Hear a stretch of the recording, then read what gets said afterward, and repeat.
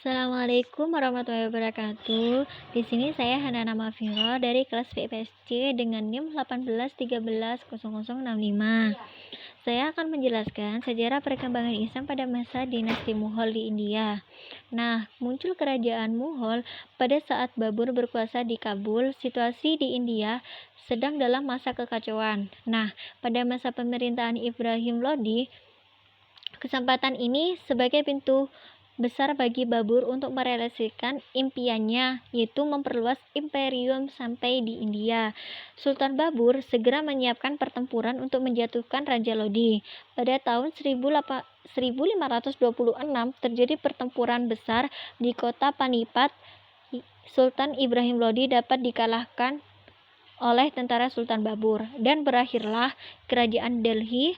Kemudian muncullah kerajaan Moghul dan pemerintahannya terkenal dengan nama Kesultanan Moghul dengan ibu kota yang ada di kota Agra. Lalu, perkembangan politik Moghul yang pertama pada pemerintahan Babur, Kesultanan Moghul adalah dinasti yang terbesar dan terakhir di India. Setelah mengalahkan Ibrahim Lodi, Babur membangun stabilitas politik dan memperkuat angkatan perang serta melakukan penetrasi sampai tahun 1529. Wilayah kekuasaan Moghul sangat luas mulai dari Turkestan sampai Teluk Benggala. Lalu setelah itu pemerintahan Humayun pada tahun 1530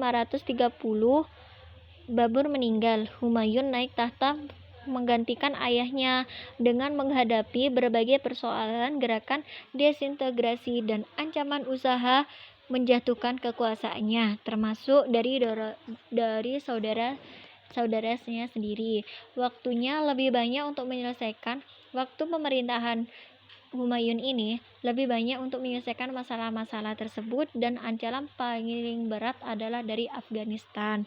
Lalu yang ketiga, pemantapan politik Sultan Akbar. Nah, pada masa Akbar ini menggantikan Humayun, kemudian terkenal dengan sultan yang paling gagah, berani, dan memiliki prestasi tinggi. Di sini karena beliau itu banyak menciptakan karya sastra dan keberhasilan awal gemilang itu terhadap perluasan kekuasaan selanjutnya. Pada tahun 1573, Gujarat berhasil dikuasai, kemudian disusul Benggala tahun 1576. Akbar telah berhasil menguasai daerah-daerah penting yang ada di India. Menjelang wafat pada tahun 1605, kemudian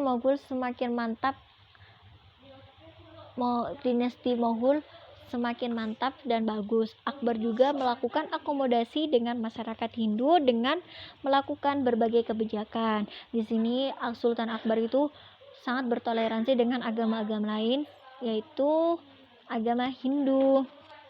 Lalu pada pemerintahan Sultan Jahangir, yang mana Salim ini putra Akbar dinobatkan sebagai Raja Moghul dengan gelar Sultan Nuruddin Muhammad Jahangir Pasagazi. Jahangir itu kontras dengan bapaknya dalam menegakkan pemerintahan Moghul, terutama dalam menghadapi kelompok Hindu.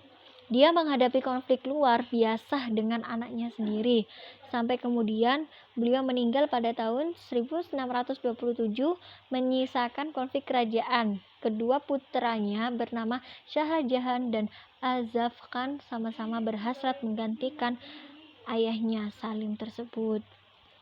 Lalu pada masa pemerintahan Sultan Shah Jahan, di pemerintahan ini mengalami puncak kejayaan, yang dimana akan tetapi Shah Jahan ini masih menghadapi berbagai gejolak yang ada dalam negeri dan ancaman perebutan kekuasaan dari negara-negara lain. Shah Jahan melanjutkan politik Sultan Akbar dengan melakukan penaklukan berbagai daerah untuk meredam pemberontakan dan memperluas kerajaan dinasti Mughal.